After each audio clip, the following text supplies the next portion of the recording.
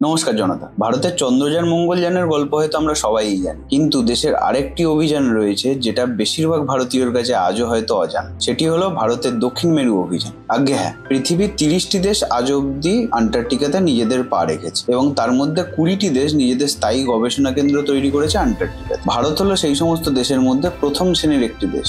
গল্পটা শুরু হয় 1981 সালে, যখন দেশের মেরিন বায়োলজিস্ট ডক্টর সাইয়েদ জাহুর কাসিমের নেতৃত্বে ভারতীয় বিজ্ঞানীদের একটি দল প্রথমবারের জন্য আন্টার্কটিকাতে পা রাখে। এরপর 1983 সালে আন্টার্কটিকাতে তৈরি করা হয় ভারতের প্রথম স্থায়ী গবেষণা কেন্দ্র, যার নাম রাখা হয় দক্ষিণ গঙ্গোত্রী। 1988 সালে আন্টার্কটিকাতে তৈরি হয় দেশের দ্বিতীয় স্থায়ী গবেষণা কেন্দ্র, যার নাম রাখা হয় মৈত্রী। এবং সবশেষে 2012 সালে ভারতের সব থেকে আধুনিক গবেষণা কেন্দ্রটি তৈরি করা হয় আন্টার্কটিকাতে এবং নাম রাখা হয় ভারতী। বর্তমানে ভারতী এবং মৈত্রী গবেষণা কেন্দ্র দুটি থেকে ভারতীয় বিজ্ঞানীদের দল প্রতিনিয়ত দক্ষিণ মেরুর জলবায়ু, জীববৈচিত্র্য এবং সামুদ্রিক বৈচিত্র্য সম্পর্কে বিভিন্ন পরীক্ষা নিরীক্ষা চালিয়ে যাচ্ছে। প্রতি বছরই বিজ্ঞানীদের দল পাঠানো হয় আন্টার্কটিকাতে। নয় নয় করে 43টা এইরকম অভিযান হয়ে গেছে আজও। আর ভারতের দক্ষিণ মেরু অভিযানের তদারকি করার জন্য তৈরি করা হয়েছে national centre for polar and oceanic research, যেটি অবস্থিত গোয়াতে। যদি ভিডিওটি ভালো লাগে, যদি মনে হয় নতুন কিছু শিখতে পেরেছেন, তাহলে ভিডিওটিতে একটা লাইক দেবেন, বন্ধুদের সাথে শেয়ার করবেন। আর যদি এই ধরনের ভিডিও আরো দেখতে চান, তাহলে ফেসবুকে ফলো করবেন এবং ইউটিউবে সাবস্ক্রাইব করবেন দিব্যেন্দুর পাঠশালা।